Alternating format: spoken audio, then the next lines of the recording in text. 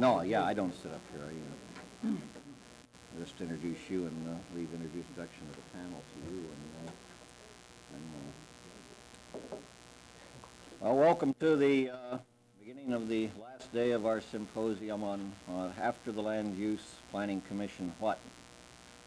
As we've pointed out a few times during the preceding 2 days, the Commission only has 2 more years to run, so our topic is somewhat more timely than many people may think it is.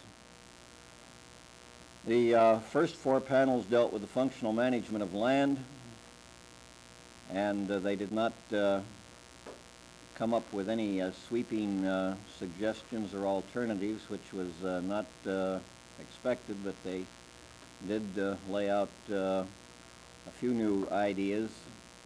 Primary thing that came out of watershed was that we are already planning by hydrographic regions in the state in a large part, but what is needed, of course, is cooperative planning mechanisms that relate to those watersheds that cross institutional lines. Not too much has been done on this. Fish and game, why a lot of tensions were relieved on the fish and game panel, and the state would still like to retain control of the fish and game resources, and the federal sector did not particularly offer any real opposition to this. But as I said, everybody had their say about fish and game. But I think on that panel, and everybody carried away an appreciation of the other person's problems. On recreation, why we did once again the problems of the state as the primary manager in the entire field of recreation were very clearly laid out by Ted Smith, sitting back there in the back of the room, and it was an excellent job of also relating the state's recreation plan to that laid out by the Bureau of Outdoor Recreation for the National Recreation Plan. And I think that really recreation in that aspect may be in better shape for having an institutional framework to catch on to than any of the other panels. Our natural resource panel did not really come to grips with any new directions for the future, because as many people pointed out, it's probably too early in the game. The shape of the future is not clear enough in that area to really come to grips with it. In any case, our panel this morning, the title was Relating Use Philosophies to Management, which was about as generalized a title as you can get, and it gives the panel full scope. I think that we've been extremely lucky to bring a group such as you see before you together to grapple with some of these things. Our moderator is known to most of you out there. He has probably done as much towards setting the kind of policy some of us would like to see in this state as any man in the past decade. Our Dr. Arlon Tussing is an associate professor in economics at the University of Alaska. He's full professor now. Full professor, finally got recognized.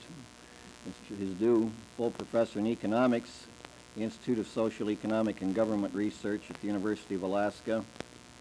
He is also the staff economist, the U.S. Senate Committee on Interior and Insular Affairs, where he has been deeply involved in the new energy bill and has been at the center of that hurricane that is called the energy crisis. We're extremely lucky to have Arlon here today. It appeared for a minute that there might be a filibuster on the energy bill and he wouldn't make it. So when I walked in the door this morning, it was a real surprise and a pleasure to see him there. Without further ado, Dr. Arlon Tussing.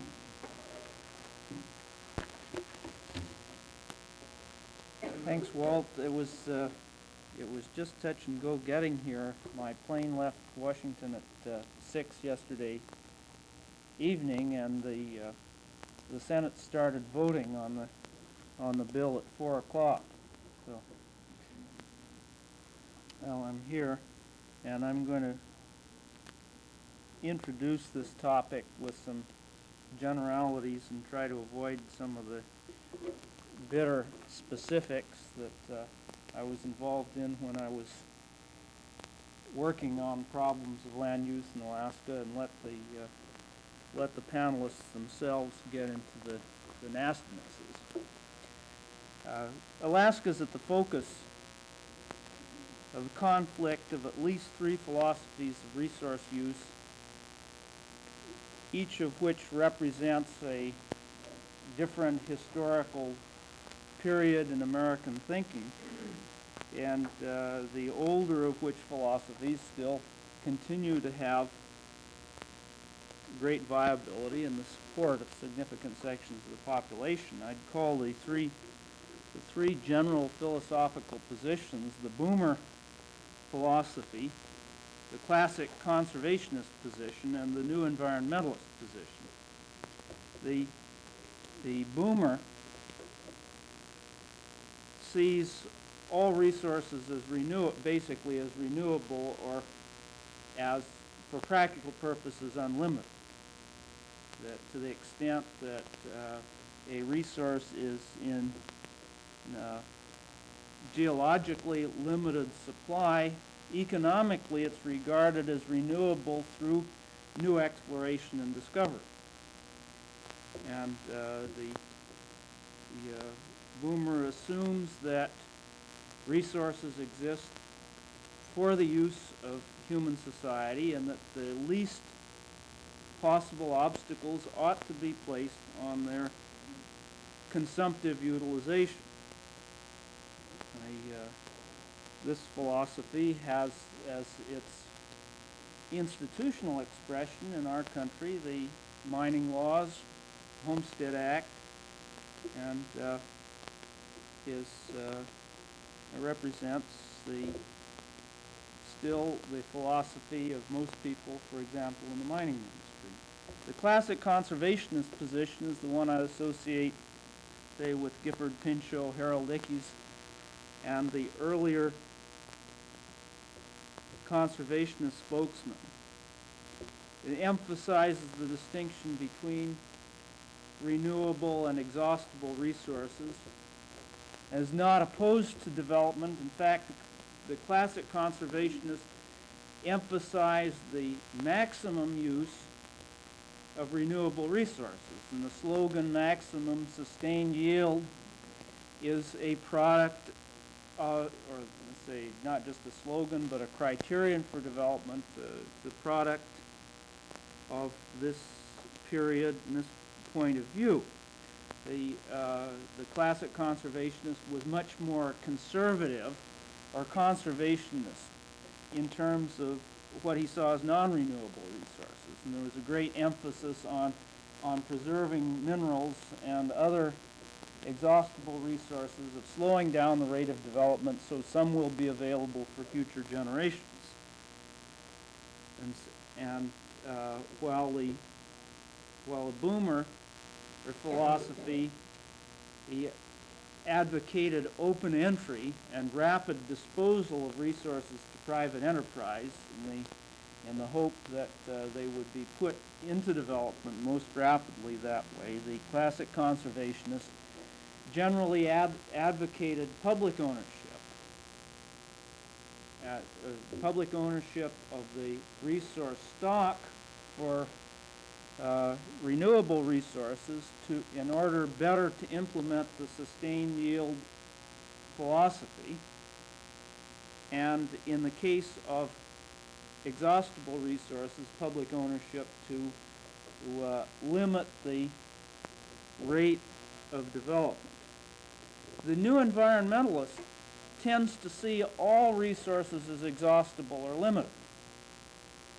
It tends to treat the environment as a whole, including the waste disposal capacity of the water and air, as a as a resource of limited capacity, and tends to stress the interdependency of all resources and of man with the other living and non-living elements of the universe. The new environmentalist stresses the self-adjusting qualities of the natural ecology, and there tends to be a presumption against commercial development, or a presumption against the alteration of natural relationships within the environment. Perhaps one could speak of a fourth philosophy that stands outside or pretends to stand above all of these, and that is the philosophy or the worldview of the resource economists, and expressed very much in the writings of the publications of Resources for the Future.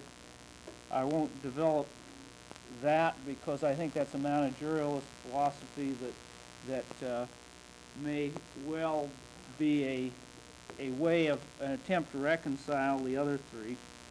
But each of these three main philosophical positions has carved out for itself a series of institutions and laws, management agencies in the United States, and also in Alaska, reflecting the U.S. experience, but in the United States, reflecting the various philosophies. For example, the mining law is an expression of the Boomer point of view. The establishment of the Forest Service and the various agencies producing public hydroelectric power are expressions of the classic conservationist point of view. The Wilderness Act and the National Environmental Policy Act reflect the ascendancy in the 1950s and 60s of the new environmentalist point of view. And it's interesting that the various potential land management institutions in the United States each tends to have within it one or another of these philosophies, and its internal organization, the code of the professionals that operate in them very much reflect these. For example, professional foresters are overwhelmingly committed point by point to the doctrines of, say, 1910 conservationism. The Forest Service has almost a religion, emphasizing first the superiority of renewable resource use over exhaustible resource use, and its regulations, even though not necessarily imposed by statute, its regulations reflect this bias. On the other hand, Forest Service overwhelmingly tends to favor consumptive use of renewable resources as opposed to non-consumptive use. And the maximum sustained yield is very much the code. The Park Service was an early advocate of the what I'd call a new environmentalist point of view, and although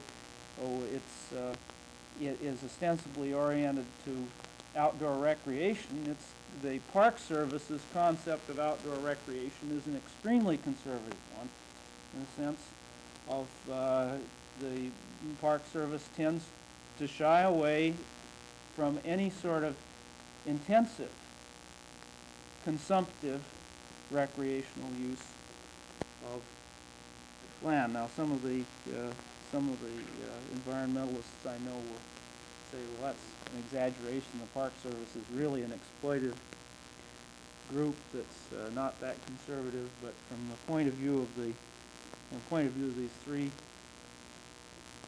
philosophies, it certainly leans in one area. Now, the rest of the country, the land has been pretty much carved up. Among these groups, the existing laws reflect one or another, and the struggles that take place among the various groups are directly at the expense of each other. As if the state of Maryland puts into effect a land use policy that expresses the new environmentalism, it is really taking money out of the pockets of people who are there. It has a severe depressing effect on the capital values of land that people have already owned, and whose values represent the capitalized value of its future developmental possibilities. In Alaska, things are wide open, and the part of the reason for the establishment of the Land Use Commission, part of the reason for the particularly desperate character of the struggle over management legislation and over the carving up of the state among the various interests now is that it hasn't been done before, and that the demands of each group are in a position to be met for the first time. Well, I think one of the questions that ought to be asked in looking at the implications of each of these philosophies for land use management is to what extent each of these philosophies is an ideology in the classic sense. It's a rationalization of the self-interest of a certain minority group in society. As obviously the Boomer philosophy, or its legal implications, are most favorable to entrepreneurs in the resource developing industries, particularly the mineral industries, and they're also a maximization of commercial growth is in the interest of private landowners and of people in the area who will specifically benefit from commercial development. Now, there's an element of false consciousness in the adoption of the Boomer philosophy by people who are not entrepreneurs in the mining industry or who are not land developers or something like that. We find an acceptance that, say, Alaskan economic growth is good for Alaskans, an acceptance of that point of view among people who certainly won't benefit personally from it at all. That is the civil servant, or there's no reason to believe that that more jobs will raise the income of the person who's presently employed, or for that matter, that the typical construction worker in Alaska will be benefited by the presence of more construction jobs, since it's the availability of employment pretty much that determines how many people there are competing for the jobs, and that the building of the pipeline isn't going to make it any easier for Alaskans to get work. I think that we've got pretty good indication of that. The same thing is true, go to the new environmentalist point of view. Obviously, those people who are heavily involved in outdoor recreation, and types of outdoor recreation that are most satisfying when there are few people around and there's little evidence of commercial development, have a material interest in slowing growth. But the vast majority of the people who are supporters of the wilderness philosophy never go near a wilderness area. So again, there is an element of, you could say, an irrational or an idealistic point of view, just as just as many people who will not materially benefit from the commercial development or the increase of population in Alaska think that it's just great that our state's increasing in population by 10% a year compared to 2% nationally. You have people who would never really dream of hiking in the Brooks Range, getting terribly indignant about the notion that roads will be built and trucks rolling across that area. And I don't have it. I have no conclusion, as I say. I'm going to stay away from the specifics here, but in discussing these various philosophies, I think it does pay to try to separate out what are the actual irreconcilable material conflicts. Who is benefited economically and who is hurt economically by a particular management institution. But getting back to the topic today, probably these material self-interests are much transcended by different worldviews, none of which can ever be proved right or wrong, but each of which has a substantial irrational component. Now, I was asked to draw up a list of questions that the panelists should answer, and I have a list here that, frankly, I didn't draw up. My own point of view on this was that each of these people would give the same answers, no matter what questions I asked, and so there wasn't much point setting out questions in advance. But when it looked as if I wasn't going to be here, I had found a substitute moderator, and I asked him to draw up a list of questions. And so he drew up a list of questions to bring in case I wouldn't be here, and since I came, I brought his questions, so I'll read. It seems inevitable that there will be substantial conflicts among various land use philosophies. Assuming that it is not possible to make everybody happy all the time, what is the best way to minimize these conflicts? The question assumes that minimization of conflict is a good thing, and I think that's a disputable point, but we go to 2. Is comprehensive land use planning, which considers the full range of alternatives, the best way to do this? I'm not sure what the alternative to comprehensive land use planning is, or if it's not comprehensive, whether it's planning. Number 3, are present land use planning systems adequate? Do they identify a full range of alternatives?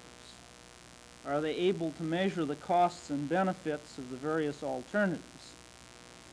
And I would add to that costs and benefits question, the costs and benefits to whom?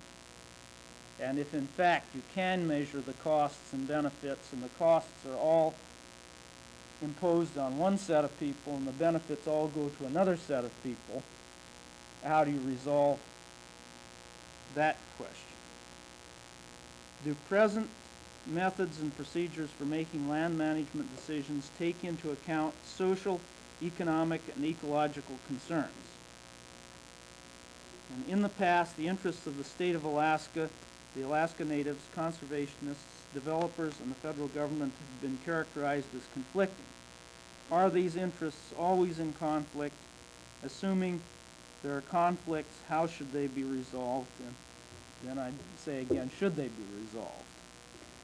Or should one group triumph? We have here 5, and I see seven people down here. No, 6. We have 6. Do you have any objection to going in the order on the program, or is there someone who would like to go first?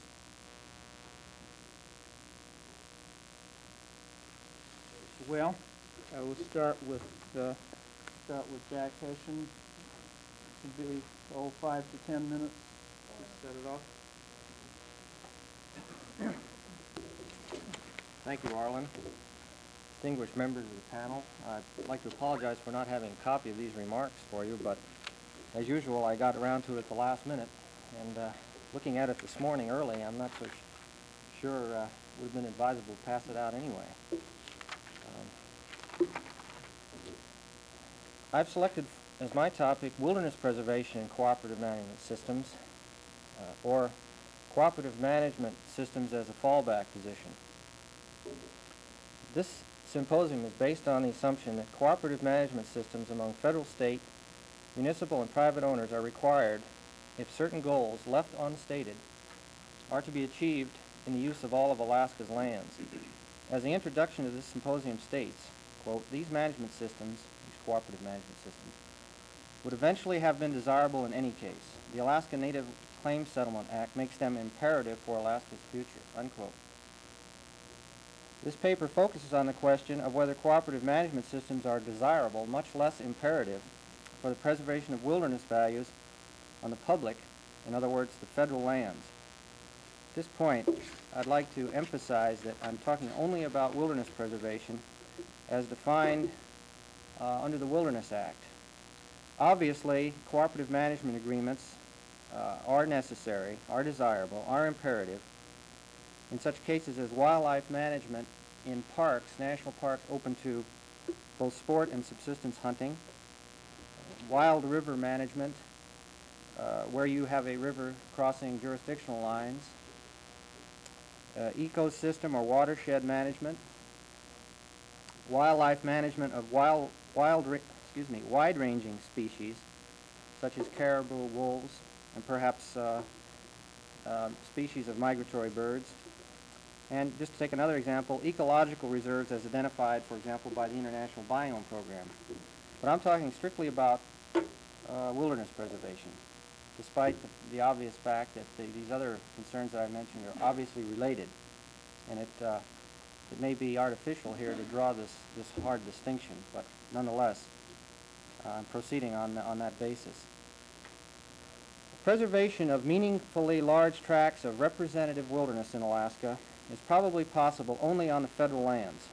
It is unlikely on municipal and private land.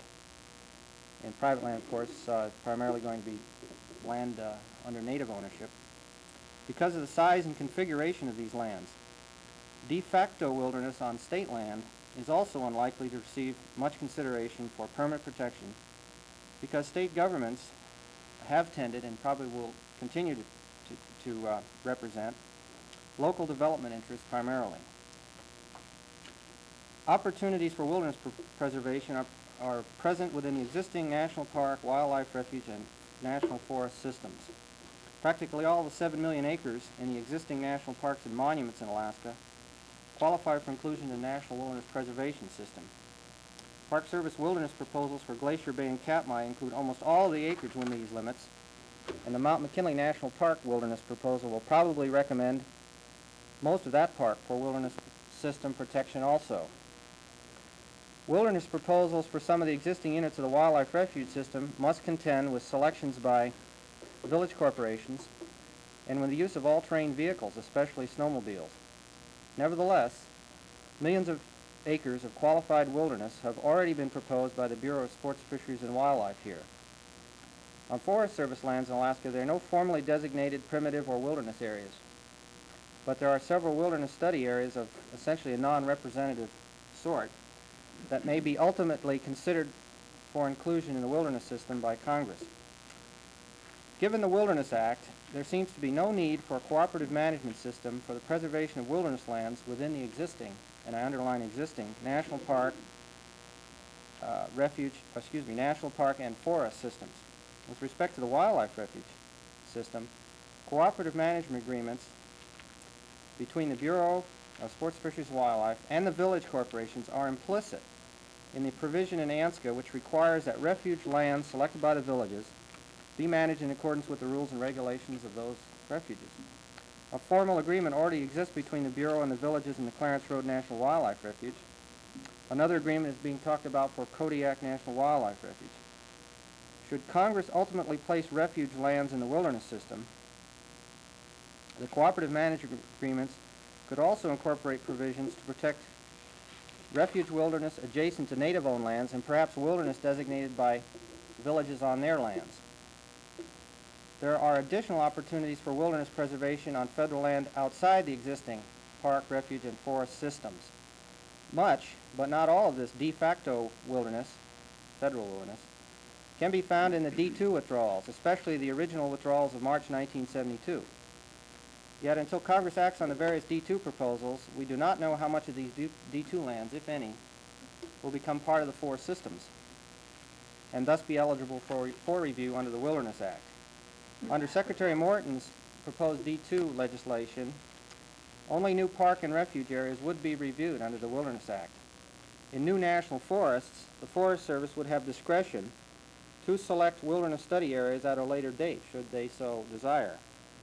Under the bill proposed by Alaskan and national conservationists, wilderness reviews would be made of all new park and refuge system units. We do not propose any new national forests. Wilderness proposals for new units of the park system will encounter a problem not present in the three existing units, that is, not present in Katmai, McKinley, and Glacier Bay. This problem is subsistence hunting, fishing, and gathering using mechanized vehicles, especially snow machines. Congress can either treat snow machines as an established use under the Wilderness Act, invent a new designation somewhere between the purism of the Wilderness Act and conventional park status, or it could reject wilderness altogether and leave the areas, otherwise qualified areas, in conventional park status. Cooperative management agreements will, however, be necessary to protect wilderness values in Interior's proposed park areas where dual withdrawals allow village selections of proposed parkland that otherwise meets the criteria for wilderness system status. And in another case, if Congress accepts Interior's South McKinley and Gates of the Arctic proposals, park proposals, such cooperative management agreements will be necessary, however unlikely, to protect the wilderness values of the lowlands south of McKinley and the lower Alatna River country, both of which areas were turned over to the state in 1972.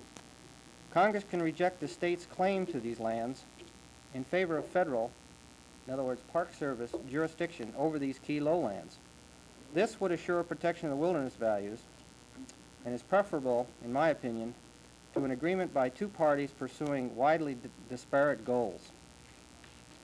Other examples of where cooperative management agreements will be necessary if Congress accepts Interior's D2 proposals include the Wrangell Mountains, divided between the pro-wilderness Park Service and the anti-wilderness Forest Service, and Katmai, where the integrity of the North Addition was sacrificed in favor of multiple-use management by the Bureau of Land Management.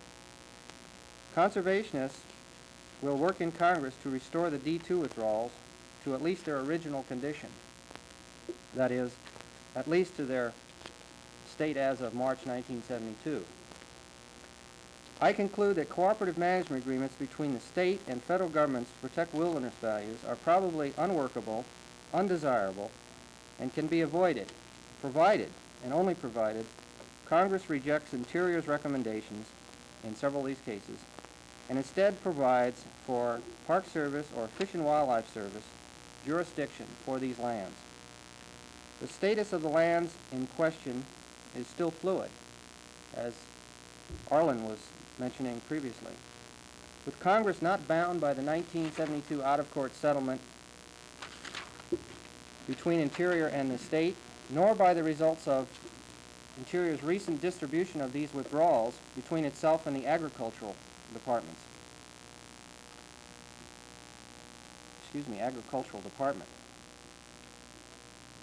In conclusion, cooperative management agreements between village corporations and the Park and Fish and Wildlife Services will be necessary if wilderness values on federal and adjacent native land are to be protected in their entirety. Elsewhere, they seem of questionable value. Thank you. Okay.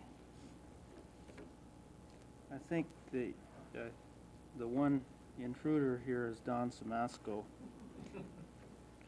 And I see from Walt's program here, he's representing the Alaska Oil and Gas Association, or is a representative of the Alaska Oil and Gas Association. So maybe rather than put all the environmentalists together and have all the bureaucrats together, as we have on the schedule, we'll mix people up again, and if Don's ready to go now, I'd like to introduce him.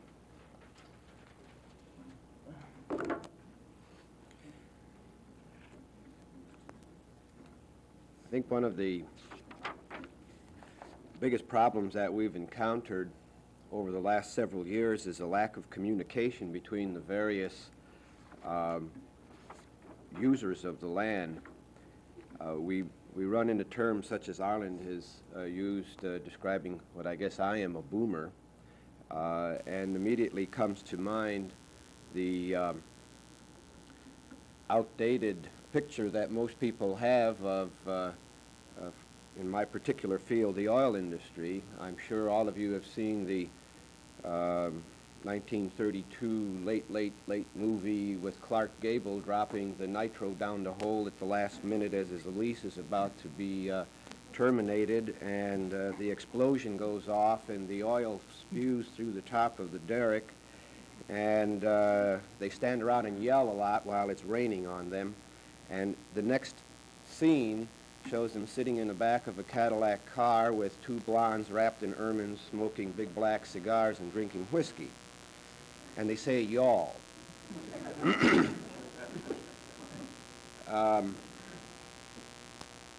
Problems such as we have are really a two-way street.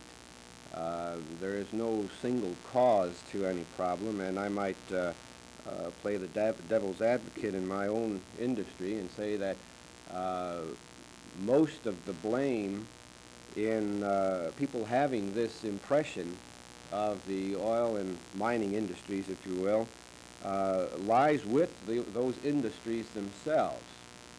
A lot of the people who have managed companies who have explored in the industry are of the old boomer philosophy. Drop the blade on the bulldozer and let her rip. At this point in time, there is a considerable different philosophy among most people in the oil industry, and we always have exceptions to the rule, but I'll speak to the philosophy of most of the people in the industry, and I think we have seen in Alaska particularly an expression of that philosophy by virtue of the fact that we have had considerable prodding by the various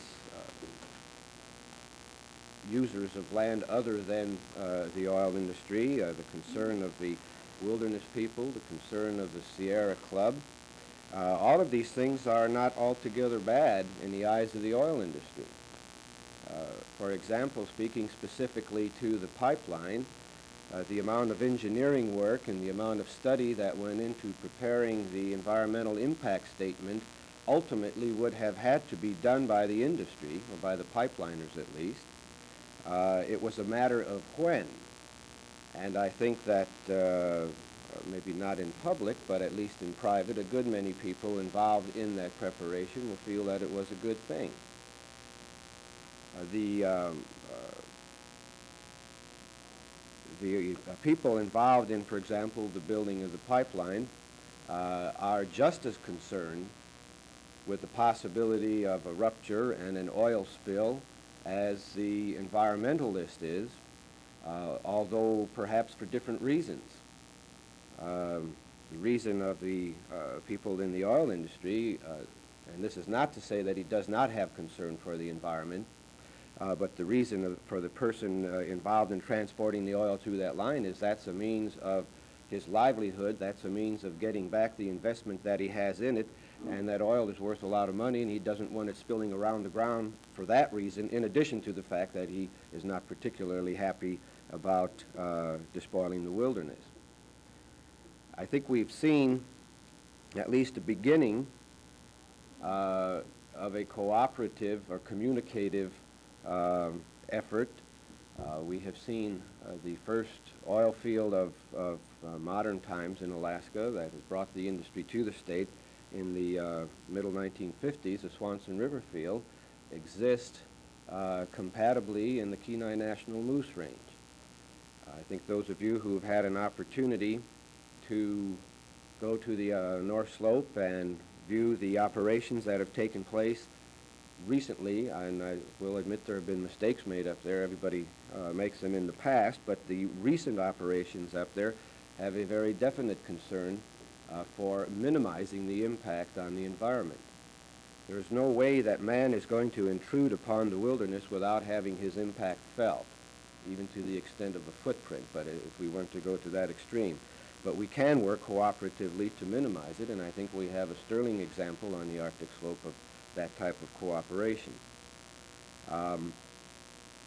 In my travels, which are fairly extensive in the lower 48 states, I constantly have people throwing stones at me and calling me bad names when they find out what I do, because they know we have ruined the Arctic slope, because they read in Time magazine of all the gushers. And again, we go to the use of terminology. Gusher implies immediately the spewing of oil over the countryside and this type of thing. I think sometimes that people outside of the industry could be considered to be equally guilty with the industry in not trying to effect a better understanding of just how we function and how we operate.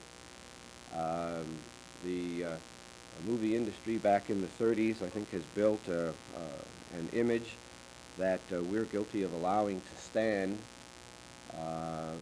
You find that most people who are involved in the oil industry in Alaska are conservationists, are ecologists, and have just as much concern and love for the environment as those people who are outside of the industry. In order to go on with the work and maintain the type of human environment in which we live in the entire country, we have to generate a means for doing this. In other words, everybody in this room, somehow or other, has to derive a living, has to earn money to buy food and clothing and shelter and the necessities of life. Unfortunately, many of the things that we now consider to be necessities years ago were considered to be luxuries, but nonetheless, at least we like to think our standard of living is increasing, and that more people can participate in a better standard of living than what they've had in the past.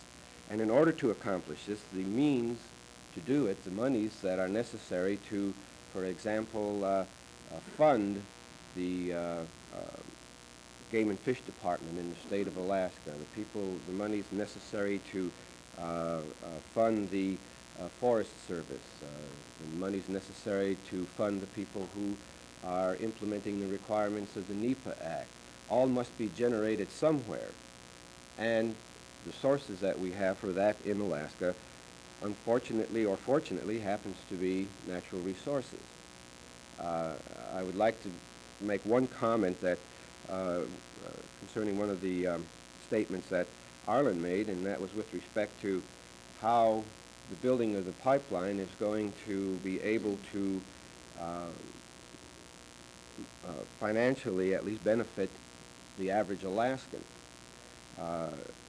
Despite the fact that the skills required for the building of the pipeline may be beyond those which the average Alaskan has, once the pipeline is completed, it will provide a source of revenue to the state treasury, which will allow the state to expand the sorely needed expansion in such areas as game and fish management, such areas as wilderness management, and that the monies to fund these type of programs can become available through that type of source. The main point that I'm trying to make, or that I would like to make here, is that there are continually changing needs in our country. The oil industry particularly is a very complicated one. Unfortunately, too many people oversimplify what's involved in finding an oil well. Believe me, there is more involved in buying a lease and drilling a hole in the ground. It's not too different from actually studying medicine. It isn't until a very expensive well is drilled after very expensive and extensive scientific exploration efforts are completed that one finds out what the cause of the disease was. It's more or less of a doctor examining symptoms and trying to analyze the disease, and in most instances, the well that is drilled is going to be a dry hole. It's a very risky business, but it's something that we all rely on more than what we even realize, even those of us in the industry. We're beginning to see the pinch of an energy crisis, particularly in the lower 48 states, which the oil industry has warned about for the last 15 years. But nobody listened because they felt that these arguments were self-serving. There is a considerable amount of usable fossil energy yet to be found in the United States, and it can be found with a minimum of intrusion upon the environment, but the industry has to be allowed to look for it. And as I said, there's a little more involved in buying a lease and drilling a hole in the ground. The search for the Prudhoe Bay oil field, not specifically that field, but that was the result of the search, actually commenced in 1902, when the first geologist, geographer discovered oil seepages into the Arctic Ocean.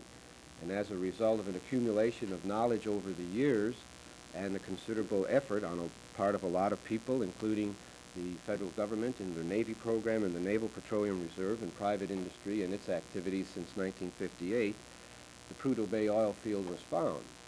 Frankly, nobody in the industry, including those people who drilled it, ever imagined that the Prudhoe Bay oil field would be as large as it is. It represents almost 1/4 of the known reserves on the North American continent.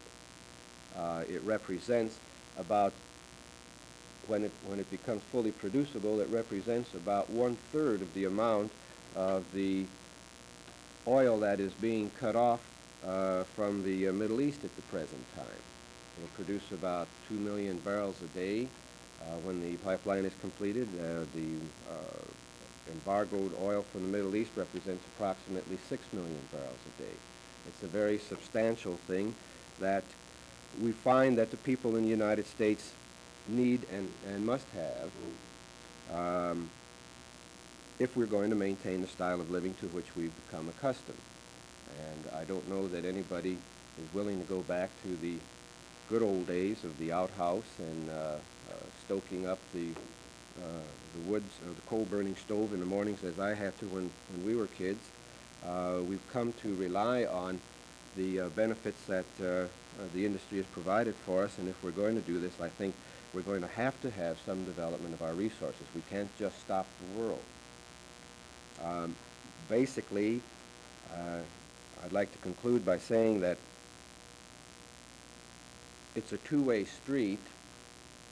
The oil industry only asks for an opportunity to be understood, and I would ask that people approaching the oil industry do so with an open mind and realize that our attitudes have changed considerably, just like the attitudes of most people outside of the industry have changed toward the environment.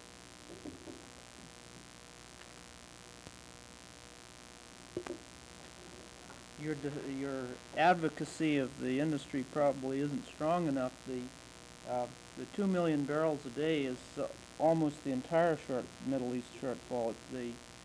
Where the shortfall is about 2.6 million barrels a day. The 6 million you're talking about is total U.S. imports. So that it's true. If Alaska oil were on stream, we would basically have no crude oil shortage now. Another comment that perhaps the bulk of the industry doesn't have enough of the boomer philosophy anymore. It's my experience in dealing with various sections of the oil industry nationwide that the major corporations now, the big international majors, are so used to dealing with government on every level that their mentality tends to approach that of regulated public utilities. and that the rational management, that means discounted cash flow rate of return analysis, is tended to direct a large portion of their cash flow out of oil exploration and into real estate holdings, movie companies, circuses, and other things, and that basically the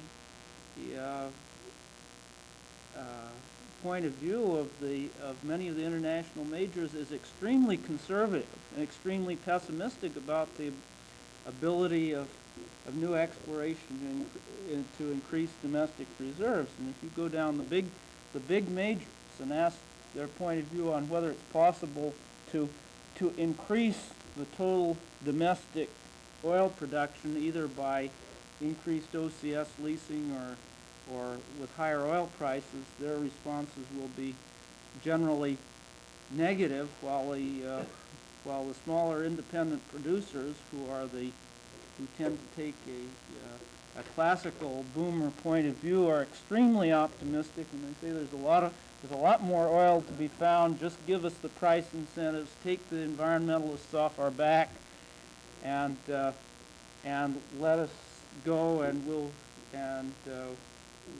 add 2, 3, 5 billion barrels of reserves per year for the next 10 years or something like that. I don't know who's right about the geology, but there has been a tremendous transformation of the point of view of individuals in the oil industry over the last 10 years, and that it is true that most of the representatives of the big corporations you encounter in Alaska do not have anything like the classical boomer philosophy that we associate with the independent driller of Texas in the 1930s. Well, let's go to Kurt McVee from Bureau of Land Management next.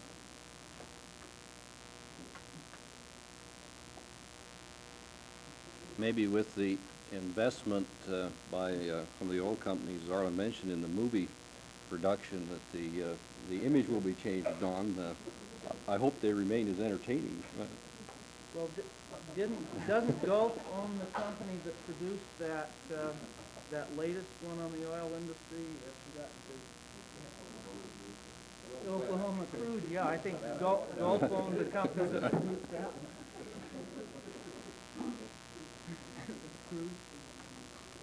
The current issue of land use planning in Alaska, as Arlen mentioned, is focused on determining the distribution patterns of land ownership and related management philosophy, particularly on those lands that are remaining in federal ownership.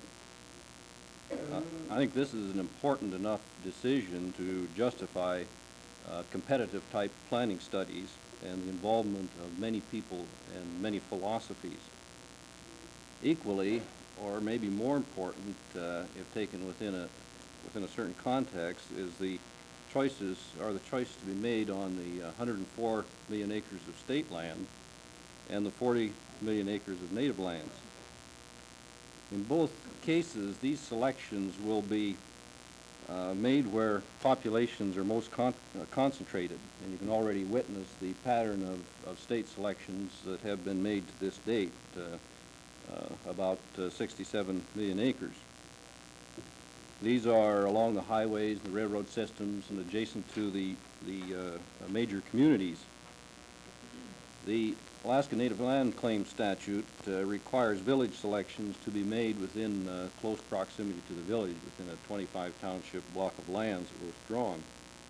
For this reason, future management of these lands will impact more people than a decision for a park or refuge in a remote area. In addition, demands for private land ownership will be concentrated in these same areas, and the pressure for the transfer of federal lands, remaining federal lands in private ownership, should begin to diminish. Sometimes I think that we have a tendency to write off some of the potentials of land within or adjacent to our communities, where human use and development has impacted, and in some cases very undesirably, we tend to write off these lands in preference for consideration of what should be done in a remote area, which is already de facto wilderness. The subject of this panel, relating use philosophies to manage, is a little difficult to discuss for one that is involved in multiple use management because it depends upon which perspective that you want to assume the discussion from. For example, those interested in prospecting for minerals have a specific philosophy of use which generally goes something like this. Even though the mineral zones are fairly well defined in the state, there are very few areas in the state which have been sufficiently prospected to determine their mineral potential. When an ore body is placed in production, only a relative small acreage of land is involved. Also, this nation is now dependent upon metal imports to a large extent, and shortages are predicted. Mineral zones should be left open to exploration. Now, these are all truths and valid statements when considering only minerals. How do you rationalize these concepts, thoughts, and philosophies with conservation interests which propose that selected scenic and natural values are of such interest or value that they should be placed in a land use classification which would limit man's intrusion? The philosophy of use in such instance would be served by drawing discrete boundaries around such areas and preserving them. Neither one of these philosophies affect most of our sensibilities, as we all use metals and most of us enjoy nature in one context or another. But the rub really comes when the two interests focus on the same piece of land.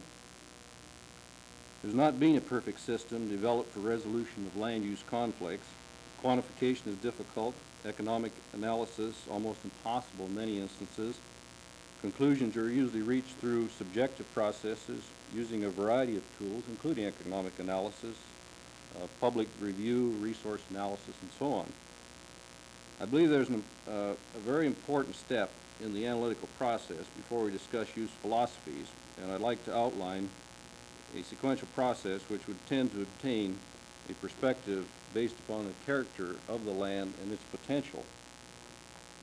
I had a little bit of an uneasy feeling about the topic when I looked at it, in that I felt like there was maybe one step missing here if we were thinking in terms of a sequential process. Systematic approach of land use planning calls for identification, of course, of the biological and the physical data. This is the basis for decision making.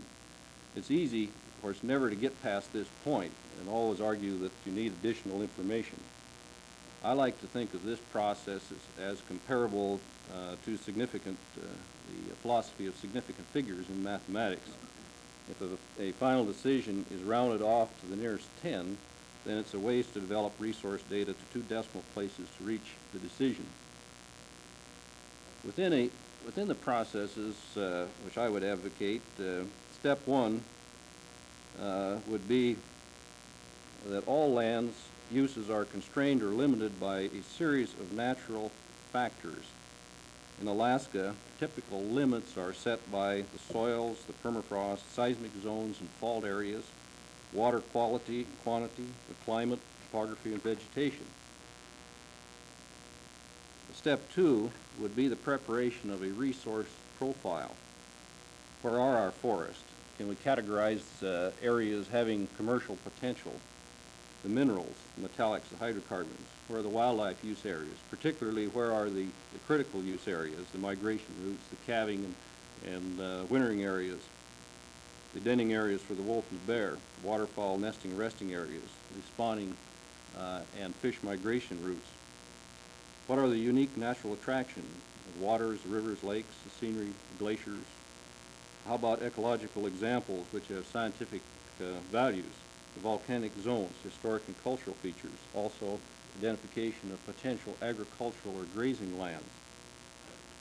Step 3 through this process would be identifying the potentials for use, now starting to show a comparison of these potentials with each other, as well as utilizing the constraints to set some limits and to start to make choices and trade-offs.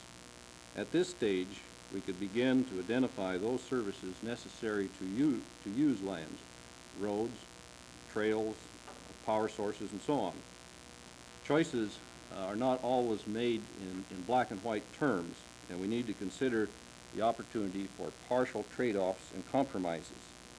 Sometimes, and I think this would, in my mind, is probably more the rule than the exception, that with proper planning, that it is possible to obtain 70% of optimum of two competing uses. This analysis should quantify the effects use of each resource will have upon other resources and upon the ecosystem, and identify limits and the natural constraints imposed upon all choices. It is only after such an analysis that management philosophy should be addressed. The natural limits of the ecosystem, rather than the management philosophy, becomes the ruling factor. And the management goal is designed to use the land as resources in the best way or combination of ways to provide people with those experience and commodities it desires. Land capability classification is a planning term for these processes. An even more common concept, a newer concept, is carrying capacity. This visualizes each piece of land has a limit to which it will tolerate the influences of man. The fourth step of the process would be to make the choices and design the legislative tools necessary to accomplish the mix of management objectives derived for an area, and finally to select or determine the agency or private enterprise best suited to manage the land. Planners worry excessively over the location of boundaries to establish the border of a mass of land to be massaged in the planning process, and many times make the mistake of starting the planning exercise by drawing such a boundary. The process I've discussed could establish boundaries based upon a resource mix, the natural constraints to use, the potential, and management goals finally selected. The time has passed when a federal or state agency can autonomously arrive at a land use decision. Likewise, the private landowner will increasingly become subject to more controls which will recognize the interest of other properties, whether these are adjacent lands or whether they're water or wildlife. Government needs to guarantee that land use planning and management systems recognize all these interests. Thank you.